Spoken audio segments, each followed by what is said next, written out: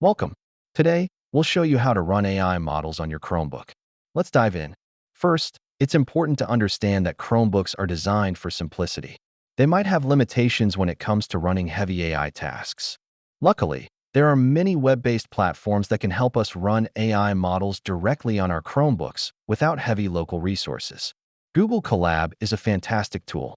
It provides free access to GPUs and a user-friendly environment, making it perfect for training models. You can access a host of pre-trained models and datasets right from the cloud, making it easier to get started.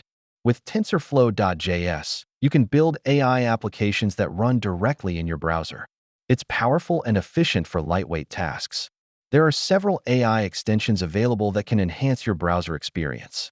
Make sure to explore the Chrome Web Store. Always remember to safeguard your personal data and privacy while using any AI tools or platforms. Here are some sample AI projects you could try: chatbots, image classifiers, and more. The possibilities are endless. That's it. We encourage you to explore the world of AI further. Who knows? You might create the next big thing.